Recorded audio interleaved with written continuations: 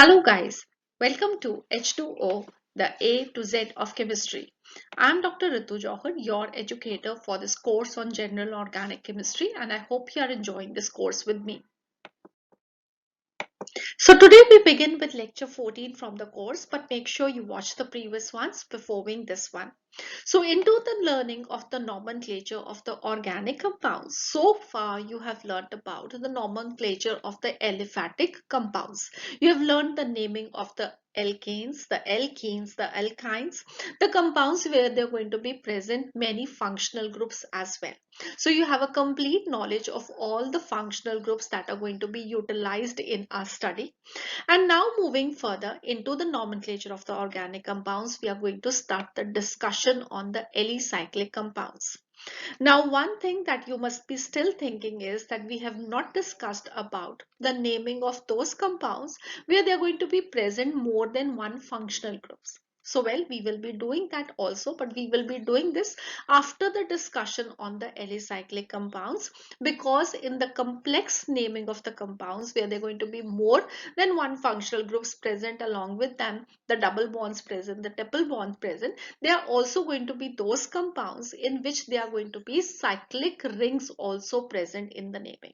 So we will learn today about the alicyclic compounds, which are going to be the cyclic compounds. All right, I'll just now talk about that, and then we will be putting all the information so far that you have learned into the learning on the complex organic compounds in the next lecture.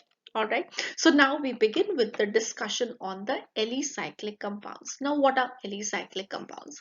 Well, this is breaking up into these, breaking up of this word into two parts. You will be able to understand what are going to be these compounds. So, Ali is coming from the aliphatic hydrocarbons that you have already learned, and cyclic means that these compounds, they are going to be ringed compounds, cyclic compounds. So, till now you have studied about the straight chain compounds. When we are going to join the two ends of the straight chain, we will be getting a ring. Those compounds are called as the alicyclic compounds. They are called as the compounds which are cyclic in nature, but they have the properties similar to that of the aliphatic hydrocarbons. You are also going to learn about those cyclic compounds which are not going to have properties similar to that of the aliphatic compounds. Those compounds, they are called as the aromatic compounds. So now what we are going to learn is about those compounds which are cyclic in nature, but their properties, they are similar to those of the aliphatic compounds. All right, so these compounds, they are called as the alicyclic compounds, and the nomenclature is also in fact going to be very much similar to the nomenclature of the aliphatic compounds. So let us begin our learning today. It's going to be very interesting. So first of all, we will be starting with the nomenclature of the cycloalkanes. This is just similar to the nomenclature of the aliphatic hydrocarbons. We started the nomenclature with alkanes. Alkanes are going to be those compounds where they're going to be all carbon-carbon single bonds. So here also we will be having those compounds where there will be all carbon-carbon single bonds, and along with that, this is going to be cyclic in nature. We will be seeing the formation of a ring. So first, here we will be learning the names of cycloalkanes which have only one ring and there is no substituent present. So how are we going to name them? What we will be doing is that we will be counting the number of carbon atoms in the ring, and that is going to give us the name of the parent alkane. So the name of the parent alkane, this is going to be in accordance with the IUPAC naming system, and then we will be using a prefix cyclo in front of the name of the alkane. All right, so for example, if you look at this structure, there are carbons, three carbons, one carbon, two carbon, three carbon. Because there is no substituent present, so you can start the numbering from anywhere you like. That is going to be okay. So this is carbon number 1, this is carbon number 2, and carbon number 3. So a 3 carbon alkane is going to be propane. So what we will be doing is we will be just putting a cyclo in front of that. So a prefix cyclo in front of the name of the parent alkane. So this becomes cyclopropane. And here you can see that all carbons, they are bound to each other by single covalent bonds, right? The next, let us see cyclobutane. So this is carbon number 1, 2, 3, 4, and this is a 4 carbon alkane. So butane, and we should put a prefix cyclo in front of it. So what we get is cyclobutane. And one thing that you have to remember over here is that you do not leave any gap between the prefix cyclo and the name of the parent alkane. They are joined together. This is going to be just one word. All right. The next we have is cyclopentane. So this is going to be carbon number 1, 2, 3, 4, and 5. So this is how we write the nomenclature of the cycloalkanes when there is one ring present and there is no substituent that is present. So you can see one more, this is a cyclohexane. Now here what you are seeing is that all of them, they are bound to each other by single covalent bonds, and each position is occupied by a CH2 group. Fine. Now when we are going to write, this is the IUPAC nomenclature. If you want to write the common naming system, the common naming system, a CH2 group, this is called as, okay, so this is a CH2 group. This is in the common naming system, this is called as methylene. I have not written down the common naming system. So you can just write down in the notebook that you are having. I hope you are all making notes along with that. This is going to be very important when you're going to revise your concept. So a CH2 group, this is called as a methylene. So you can see over here, this is a 1 CH2 group, there's 2 CH2 group, and this is a 3 CH2 group. All right. So this cycloalkanes, they can also be called in the common naming system polymethylenes. So cyclopropane, this will be called as trimethylene. Cyclobutane, this will call as tetramethylene. Cyclopentane will be called as pentamethylene, right? And cyclohexane can be called hexamethylene. So this is how we name the cycloalkanes according to the common naming system. The methylene group, that is a CH2 group. So just count how many CH2 groups present and write the prefix before that, a tri, a tetra, a penta, a hexa, and so on. The next way is that how we can represent this in a simplified way. We will be using just line diagram for that. So we have this triangle over here which is going to represent cyclopropane. The point of intersection of the two lines, we have a carbon. All right, if we have a carbon atom over here, what will you have is that this is making one covalent bond, it is making second covalent bond. So two valencies of carbon, they are not fulfilled, so that will you be writing as H2. So what you will be getting is CH2. Okay, so at the intersection of each of these lines, what you will be having is a carbon. So carbon number 1, carbon number 2, carbon number 3. So this is going to be a 3 carbon alkane. So it becomes propane, and before that you have to put the prefix cyclo. So this becomes cyclopropane. The next we have is cyclobutane, cyclopentane, and cyclohexane. So we can represent these cycloalkanes in this manner. This becomes simplified. We can write it quickly. Okay. Next, let us see the nomenclature of the substituted cycloalkanes, where there are going to be side chains that are going to be present. First of all, we will be starting with those cycloalkanes where there is one ring present and only one substituent or one side chain is present. So for example, we have this over here. So this is a 3 carbon ring, right? 1, 2, 3, 3 carbon ring. So this means this is cyclopropane. And at position number 1, because it is only one substituent, so it is going to be always position number 1 for the substituent. You do not have to write the number 1 when there is only one substituent present, but this is going to be position number 1. All right. Now this is a methyl group, so you are going to write this as methyl cyclopropane. Again, this is going to be one word. You are going to not leave any gap in between the methyl, cyclo, and propane. It is going to be just one word. Let us see one more example. So this is a 6-membered ring now. So this is cyclohexane. And cyclohexane, there is a ethyl group present. So this becomes ethyl cyclohexane. So what we are doing is we are writing the name of the substituent as a prefix before the name of the cycloalkane. Let us see one more example. So here what you can see is, first of all, the 4-membered ring. So this becomes cyclobutane. Now here, instead of one substituent, we are actually having the same substituent repeated at 2 places, right? The substituent is the same. This is a methyl group. This is also a methyl group, but this is getting repeated. So here the numbering of the carbons is going to become important, that you have to number them because you have to give the position of the methyl groups. So it is going to be 1, 2, 3, and 4. And This is going to be position number 1 for the methyl group, position number 3 for the methyl group. So this becomes 1,3-dimethyl cyclobutane. So you have put a di before the methyl and you have to give the number to the alkyl groups. The any substituent that is going to be present. All right, so if it is going to be 3 groups that will be present, then you will be using a tri. If it is going to be 4 groups present, you have to give it a tetra, and you have to give the number of the groups. Again, the numbering of the groups, it has to follow the least sum of locant rules, just as you have learned previously for the aliphatic hydrocarbons as well. Next, let us see one more example. So this is again a hexane. So this is a cyclic hexane. So this becomes the cyclohexane. Here now we have 1, 2, 3 carbon alkyl group. So this is a propyl group. Okay. But now what you have to remember is that from propyl onwards, we have isomers as well. It can be 1 propyl also. It can be 2 propyl also. So the positioning and the numbering of the alkyl groups, this becomes important once we move on from propyl onwards. So propyl, it can be 1 propyl, 2 propyl. It can be butyl, 1 butyl, 2 butyl.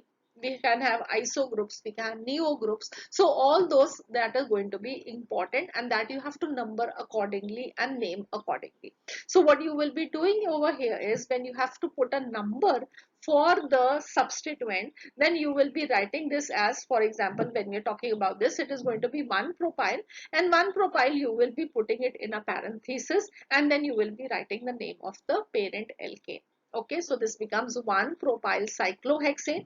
Had these been at position number 2, we would have put it as 2 propyl cyclohexane.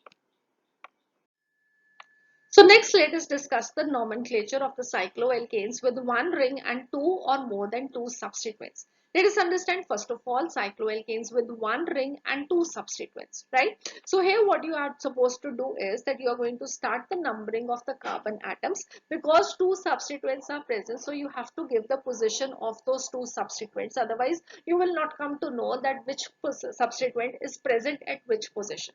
So you have to give the position of the substituents, and when you have to give the position of the substituent, you're going to start in such a way that the carbon which is having a substituent which is first in the alphabetical order, that carbon you will be starting the numbering with, right? For example, if you look at this structure, this is a hexagon. So this means that this is going to be a cyclohexane.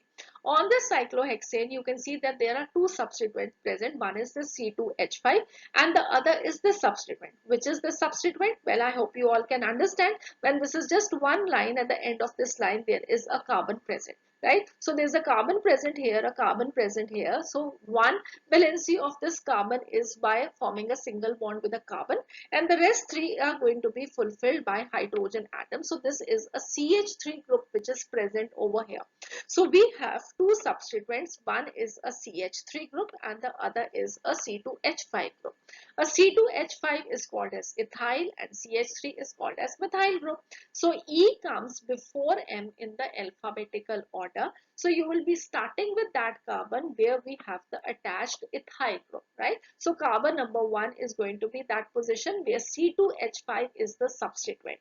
And then you are going to proceed in such a way that you have 2 options, right? So you can move the numbering in this way, or you can move the numbering in this way.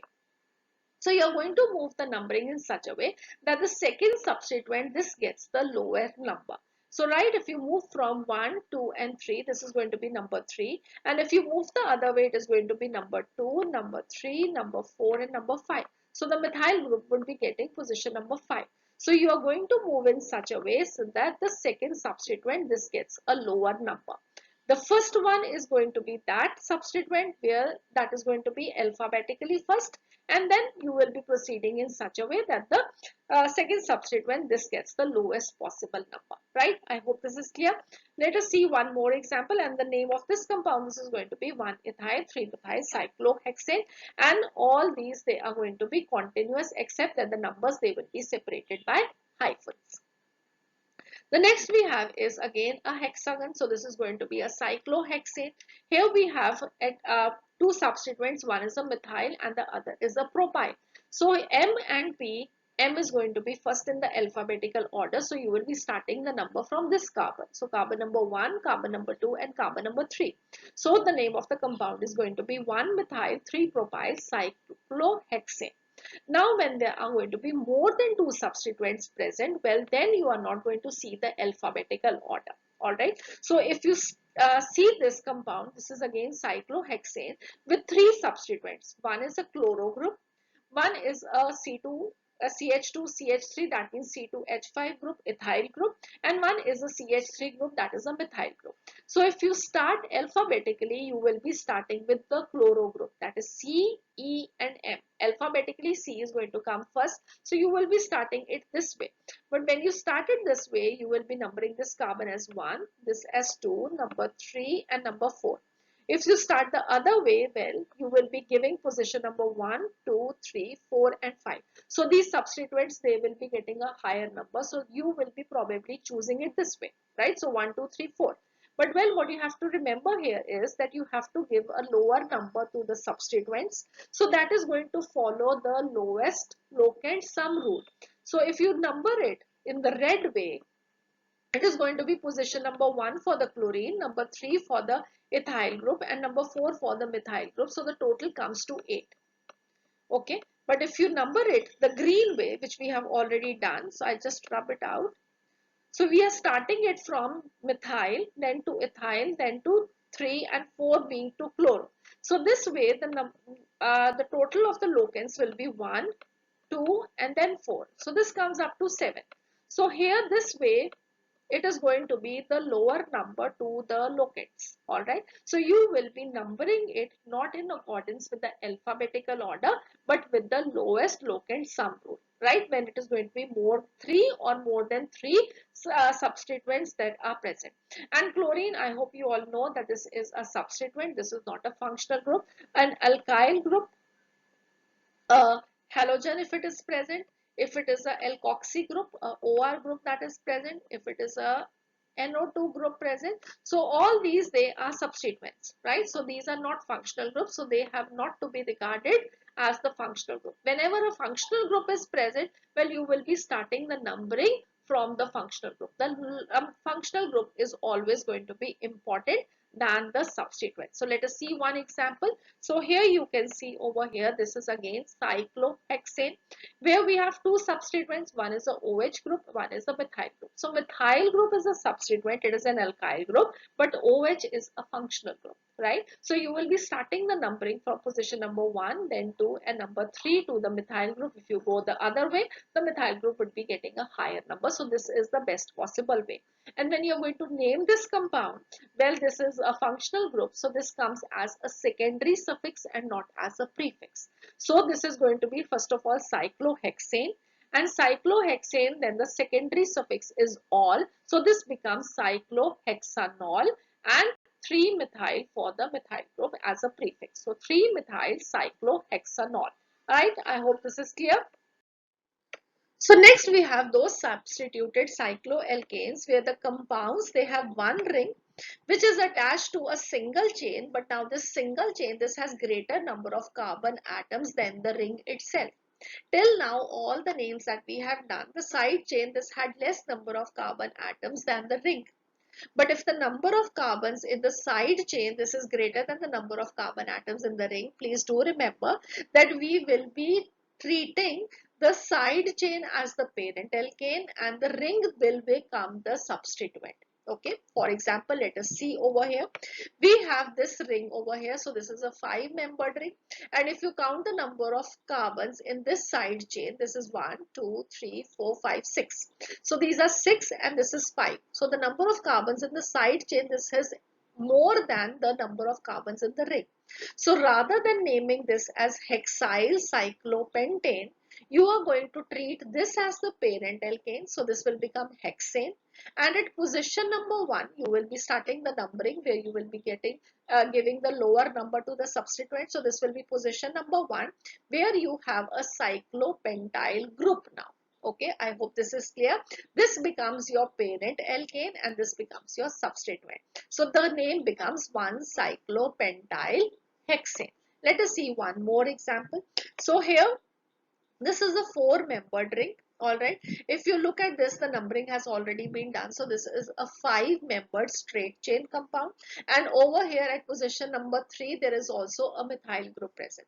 So for this straight chain compound, this is going to be a pentane with 2 substituents. At position number 2, we have a cyclobutyl group, and at position number 3, we have a methyl group. Okay, rather than treating this as the main now parent alkane, you will be treating the straight chain to be the main chain. Okay, so we have the name to be 2 cyclobutyl 3 methyl pentane. Let us see one more example. So here you can see this is a 4-membered ring, and if you count the number of carbons here, 1, 2, 3, 4, 5 and 6. So again 6 is going to be greater than 4. So this becomes hexane. At position number 1 we have a cyclobutyl group. So 1 cyclobutyl hexane. Now let us see one more example. Here you can see that there are 2 rings which are separated by a straight chain. Okay, so here what you have to remember is when there are 2 rings which are separated by a straight chain, the straight chain, this becomes the parent alkane, and these are 2 going to be treated as the substituents. So this is carbon number 1, carbon number 2 and carbon number 3. So this means that this is going to be propane, and at position number 1 and position number 3 we have cyclohexyl group. So this becomes 1,3-dicyclohexyl propane. Even instead of these 3, if there was just 1 carbon, then also you will be treating that 1 carbon to be the parent alkane. For example, if I write the structure, so I have 1 carbon over here, okay, and this is over here. All right. So you have 1 carbon in between, and 1 carbon alkane is methane, and you have this as a cyclobutyl group, and this is also a cyclobutyl group. So you have dicyclobutyl methane to be the name of the compound. These two could have been different also. It could have been a cyclobutyl group, and it could have been a cyclohexyl group also. But what you have to remember is that whenever we have 2 rings which are separated by a carbon atom or by a carbon ring, carbon chain, so you will be treating that carbon atom or the carbon chain to be the parent alkane, and the rings, they will be always treated as substituents. Okay, I hope you will remember these things. So keep on making the notes and keep on revising them so that you do not make mistakes in the nomenclature of the compounds. So let us move further now. Next, let us look at the nomenclature of the cycloalkanes and the cycloalkynes. So here what you have to remember, along with the rules that you've already learned for the IUPAC nomenclature of the alkenes and the alkynes, is that the doubly and the triply bonded carbon atoms, they are considered to occupy position number 1 and 2. So essentially the rules are going to be the same as you have done for the aliphatic hydrocarbons. There are going to be certain changes that you have to remember when it comes to the cyclic groups. Alright. So that I am telling you over here, the rest of the rules, they are going to remain the same. So when it is going to be a double and a triple bond, you have to give it position number 1 and 2. For example, now this is a 5-membered ring. So this is a cyclopentane because there is a double bond present. So when you're going to start the numbering, you have to ensure that the double bond, this gets position number 1 and 2. So position number 1 and 2, either the numbering which we have done, or it can be that you start from this position and you give it a position. So 1 and 2, it has to be covered by the double bond. If it is a triple bond present, then you will be doing the same for the triple bond. So the other way around, you can do the numbering is going to be this way. But then you will be giving a higher number to the substituent, that is the second to the other substituent. So you have to give it a lower number, right? So the numbering is going to be in the one which we have done it in the green way. So the name of the compound, this becomes 3-propyl cyclopentane. All right. Next, let us see one more compound. So here we have a hexene where there are going to be 2 double bonds, they are present. So the name of the compound, this becomes cyclohexane 3-diene. Position number 1, 2, 3 and 4. So there is a double bond at position number 1. There is a double bond at position number 3. Cyclohexa 1,3-diene. Next we have is a compound again where along with the double bond, now what do you have? OH. So OH group, this is a functional group. So this has to be there as a suffix rather than being a prefix. So this is not a side chain you are going to treat it. Do treat it as a functional group. And a functional group, this is going to get position number 1. And then you will start the numbering in such a way that you give a lower number to the double bond or a triple bond if it is going to be present. Alright. So the name of the compound, this becomes cyclohex 3N1-ol. The next we have another example. So here you have a carbonyl group that is present as the functional group. So a carbonyl group is present, a double bond is present, and you have two methyl groups that are present. So the functional group, this is going to be position number 1. Then you have to start the numbering in such a way that you give the lower number to the double bond and then to the substituents. So you will be starting with position number 1, 2, 3, 4, 5, and 6. So the name of the compound, this becomes 5,6-dimethyl cyclohex 2N1-ol for the carbonyl group. I hope this is clear how you're going to name them. So essentially the rules, they are going to be the same. Just you have to take care of the cyclic group, that the double bonds, they are going to be where, and the triple bonds, they are going to be where. The next we discuss the nomenclature of the bicyclic compounds. Bicyclic compounds means they are going to be two cycles, right? There are going to be two rings in this compound. Now here you can ask me a question, and the question, well, I'm giving you the question as well. So I have already given you one structure which we have named where there were two rings. I hope you remember. This is the compound that I drew. There was another compound where there was not just one carbon, there were 3 carbons in between the 2 rings. So this is what compound, I told you the name of this. This is a cyclobutyl group. This is a cyclobutyl group. So this is a dicyclobutyl, and there is 1 carbon in between. So this is going to be a dicyclobutyl methane. Right. Now, is this a bicyclic compound? This also contains 2 rings. Well, what you have to remember is that this is not a bicyclic compound.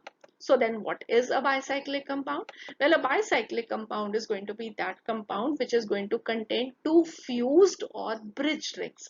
Now, what I mean with this, let us see an example. Here we have 2 rings. This is one ring. This is another ring, and in between them, they are fused together. Right. So this is just like that. This is my house, this is your house, and we have a common wall in between our houses.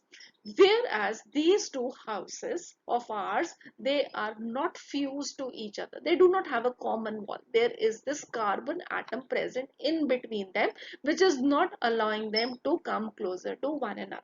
Right. So this is called as a bicyclic compound, where there are going to be 2 rings which are fused to one another. There is a bridge present between them. There is a wall present between them that is common to both the rings. Right. I hope this is clear. Now, if you look at this carbon and this carbon, these 2 carbons, they are common to both the rings, right? So this carbon and this carbon is common to this ring as well and to this ring as well. These carbons, they are called as the bridge heads. So the carbon atoms common to both the rings, they are called as the bridge heads, and the bonds joining the bridge heads, they are called as the bridge, right? So this is the starting point and the ending point of the bridge, and this is the bridge itself. So in this bridge, what you can see is, if we start from this bridge head, there's carbon number 1, carbon number 2 to the other bridge head. So this is going to be a 2 carbon bridge. Similarly, if you look at this one, this is also going to be a 2 carbon bridge, whereas this to this bridge head, we have only 1 carbon in between. So this is a 1 carbon bridge. All right. I hope now these terms, they are clear to you. Now, how are you going to name them? The name of the compound is going to have the name of the alkane as the base name. Now, all the carbon atoms in this compound, you are going to number them. How we are going to number them, I'm just now going to tell you. But When you're going to number them, you will be getting the number of carbons. As in this compound, there are 7 carbons. All right. So 7 carbon alkane is called as a heptane. Right. So the name of this compound is going to have the base name as heptane, and then we will be using a prefix bicyclo in front of it. So this is a bicycloheptane. Now in between we have this bracket where we have put this number 2, 2 and 1. What does this mean? So we are using an expression to denote the number of bridge carbons in brackets in between the name of the compound. Alright, so bicyclo, there is a square bracket, and in this square bracket we have put the number of carbons which are present in the bridges. All right, so what you can see is this is a 2 carbon bridge, this is a 2 carbon bridge, and this is a 1 carbon bridge. So you are going to write the number of these carbon bridges in the order of that the maximum number carbon bridge you will be writing first, then the next, and then the least one. All right, so these two, they are same, so obviously you will be writing as 2, 2, and then this will be 1. So starting with a higher number first and then moving on to a lower number, this is how you will be writing. Now what I have not told you is how you are going to number them. So let us learn that also. You can start it from any of the bridge heads, that would be your choice. That is going to be carbon number 1, right? This, from this carbon number 1, which is one bridge head, you have to move to the second bridge head. So what you have to do is you have to move to the second bridge head. Now, how you're going to move to the second bridge head is that you have to see which is the longest bridge. You will be starting with the longest bridge, then to the next, and then to the lowest bridge. Alright. So here we have two bridges which are 2 carbon bridges. So you can start the numbering from either side. Let us start from this side. So it is going to be 2, 3. Then you move on to the next bridge head, right? So 4. Next, you are going to move on to that bridge which is going to be either same in number or it is going to be less than it. All right. So we are going to start with now 5 and 6. And because this is the smallest bridge and this is the only carbon that is left, we will be putting a 7 over here. So this is how we get that there are 7 carbons in this. This is the heptane. Before that, we have to put a bicyclo, and in between both the bicyclo and the base name of the alkane, you will be putting in the brackets the number of the carbons which are forming the bridge. Alright, I hope this is clear.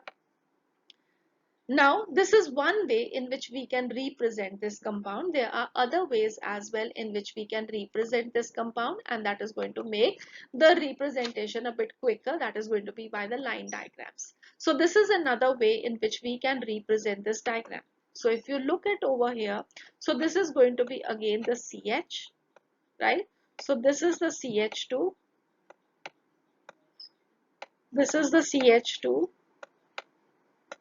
This is the CH. This is the CH2. And this is the CH2. So this is exactly what we have already seen. So this is another way in which we can represent the compound. Let us see one more way in which we can represent the same compound. So this is this way, right? So I have just, what we have done is, rather than the CH2, we have drawn 2 lines. So again, at the intersection of the 2 lines, we will be having another CH2. Another way in which we can draw this diagram is this also, right? So this is one bridgehead. This is the carbon bridge from one bridgehead to the other bridgehead, right? So this is going to be the 2 bridgeheads, right? So from this bridgehead 1, this is carbon number 1 of the bridge, this is carbon number 2 of the bridge, and we reach to the bridgehead. Then on to the other side, carbon number 1, carbon number 2, again back to the bridgehead, and this is the 1 carbon bridge. So all these ways, they are representing the same diagram. Alright, so this is the same compound represented in different ways. So you should be able to identify that this is what compound in any of the ways it is represented. Alright, so this is a bicyclic compound where we will be doing on the next slide a few more questions. Alright, just let me clean it out and then we will be moving on to the next page. Now let us look at one more example. So here you can see this is one bridgehead, this is the other bridgehead, this is the common wall between the two, right? So we can see that this is a one carbon bridge, this is a one carbon bridge, and this bridge, this has 0 carbons in between. So you can start the numbering from either of the two bridge heads, and you can go on the either bridge way because both of them, they are similar in the number of carbon atoms. So if we start the numbering from this end, 1, 2, 3, 4, and there is no over here. So this is a 4 carbon compound. 4 carbon compound, the name of the alkane is going to be butane. You have to put a prefix bicyclo, and in between these two words you have to put a square bracket where you have to put the number of the carbons forming the bridge, right? So here it is a 1 carbon bridge, a 1 carbon bridge, and a 0 carbon bridge. So 110. So bicyclo 110 butane. Next, let us see one more example. So this is a bridgehead, this is a bridgehead. You can start the numbering from either one, you have to go to the other, right? So if you count now, if you can see over here, this is carbon number 1 for one bridge, 2, 3, and 4. This ring has 4 carbon bridge, and this ring has a 3 carbon bridge. This is a substituent that is present. This is not a part of the ring. All right. So you will be starting the numbering from the bridge which is more number of carbon atoms. So moving from 1, 2, 3, 4, 5, 6, 7, 8, 9, and back to this. All right. And this has no in between carbon. So this is going to be no. Otherwise you will be counting this carbon which is going to be present over here as well. But this is a substituent you will not be putting into the name of the base alkane. So there are 9 carbons. So it is going to be a nonane. It is a bicyclo with a methyl group present at 8 positions. So 8 methyl bicyclo, 4 carbons, 3 carbons, and 0 carbons. So 430 nonane. I hope the name is clear. Right? So here one very important thing that you have to remember is that even if the substituents they are present, the bridge ring system is numbered starting at one bridge head, proceeding along the longest bridge to the other bridge head, then along the next longest bridge back to the first bridge head, and then the shortest bridge is numbered. Here there was no carbon. All right. So even if the substituents they are present. Now if both the rings they are of equal bridge lengths, then we are going to start the numbering where we will be finding the substituents. For example, if this was a 4 carbon bridge, this was also 4 carbon bridge, then because a methyl substituent is present in this ring, then you would have started the numbering from this way. All right. I hope this is clear now, so that the methyl group this gets a lower number. Otherwise, you have to start with the longest bridge, then the shortest, and then the least one. Next, let us see now one more example. So here you can see that this is going to be a same number of carbons which are present in this compound. So you can start it either way from one bridgehead to the other. So 1, 2, 3, 4, 5, 6, 7, 8, 9, 10. So there are 4 carbons in both the bridges. So this is going to be a bicyclo 4, no carbon here, so 0, decane, and the common name for this compound is decalane. Let's one more compound. So here you can see now this is 1 carbon. All right, this is the other carbon which is forming the bridge. So if you look at this, this is a 2 carbon bridge, this is a 3 carbon bridge. So your numbering has to go from this side, and this one is a 1 carbon bridge, and there is a substituent also present here at position number 8. So 1, 2, 3, 4, 5, 6, 7. This one is 8. So this is going to be an octane. There is a methyl group present at position number 8. So 8 methyl bicyclo 321 octane. I hope now you are getting the names. Now you can try this one as well. So let us see. Okay, so this is again a similar one because they are going to be same number of carbons in the bridges. So you can start it from either way. So 1, 2, 3, 4, 5, 6. This is going to be bicyclo 220 hexane. Now, if the two rings they are joined by a quaternary carbon at the apex, what is a quaternary carbon? A quaternary carbon is going to be that carbon which is joined to 4 other carbon atoms. All right. So, a quaternary carbon at the apex, then we use the prefix Spiro instead, and the numbering is going to start from the atom next to the Spiro atom, and this proceeds through the smaller ring first. I'll just now show you the examples also. And here what you have to remember is that the organic molecules having one carbon atom common to both the rings, they are called as the spirocyclic compounds. So let us see this example. So here you can see this carbon number 3 is joined to carbon number 1, carbon number 2, carbon number 4, carbon number 5. So this is a quaternary carbon. Alright. So this is common to now both the rings as well. And you are going to start, first of all, you have to use the prefix spiro in this. It is again a 5 carbon compound, so it is going to be pentane. And you are going to write the number of carbons in the ring, okay, except for this one, this ring and this ring. Now these two, they have the same number of carbon atoms in the ring. All right, so you are going to write the numbering from either way. So it is going to be starting from the carbon which is going to be next to the spiro. So we are going to start it from here: 1, 2, 3, 4 and 5. So these are 5. All right, but you have to remember that you have to start with that ring which is going to be the smaller ring, not the bigger ring in this case. Okay, so see this example now. So here you can see this is the center spiral which is going to be joined to 4 carbons. This is carbon number 1, this is carbon number 2, this is carbon number 3, carbon number 4. So one carbon which is common to both the rings, and this carbon is joined to 4 carbons. So this is a quaternary carbon. Alright. Now you're going to start the numbering from the carbon which is next to it. So a carbon which is next to it can be this carbon, this carbon, this carbon, this carbon. But you are going to number it in such a way that you are going to start the numbering from the lower, smaller ring. So this is the smaller ring. This is having 2 members. This is having 1, 2, 3, 4 members. All right. So you can start it either from this or from this. That is going to be your choice. But it is going to be the smaller ring that you will be starting the numbering. So this will be position number 1, 2, 3, 4, 5, 6 and 7. So this becomes spiro 2,4 heptane. Let us see one more example. So here also you can see this is a smaller ring, this is a bigger ring. So you can just see the rings also and you can tell that. So what we are going to do is, this is the quaternary carbon. So you are going to start the numbering from a carbon next to it. So 1, 2, 3, 4, 5, 6, 7, 8, 9. So this is a nonane, spiro nonane with 1, 2, 3 and there are going to be 5 over here. So this is a spiro 3,5 nonane. Let us see one more compound now. So here you can see there is a substituent also present over here.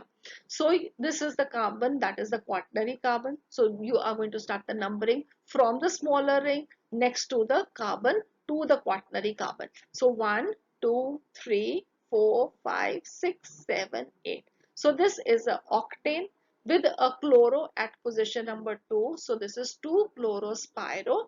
Count the number of carbons in the smaller ring, then in the bigger ring. So this will be 3, 4 octane. Okay, I hope now the whole nomenclature, this is clear to you. Please practice a lot many questions. I am giving you a few questions now. So these are the compounds which I have for you, which I want you to practice. These are the bicyclic compounds which I want you to practice, and write the names and put your answers in the comment section, because I have not put the numbers over here. So let us put the numbers so that you can write the answers and put the answers in the comment section, and then I will be able to tell you whether you have understood the topic or not, your answers are correct or not, right? So please do practice a lot in the nomenclature, that only you are going to perfect it. The rules you will be remembering only when you are going to practice yourself. Understanding the rules is easy, remembering the rules is difficult. The more you practice, just like the multiplication tables, then you are going to remember those rules. Alright, so these are 11 compounds which you have to you have to name, and you have to send me your answers in the comment section. So that would be all for this lecture. One homework that you have already got, that you have to put the nomenclature of the bicyclic compounds which I have given to you in the comment section. Also along with that, in case you have any doubts, please feel free, put your doubts in the comment section. You can also email them to us at h2ochemistry@gmail.com. Now the next lecture is going to be very important, because all the things that we have learned so far in the nomenclature, we are going to combine all that knowledge into the learning of the nomenclature of the complex organic compounds. So this is going to be a very important lecture for you people. Please do not miss that. And for that, if you have not subscribed to the channel, please do that and click on the bell icon so that you get the notification the moment we put up the next lecture for you. So please do not miss and be with me in the next lecture. Bye bye. Have a nice day. God bless you.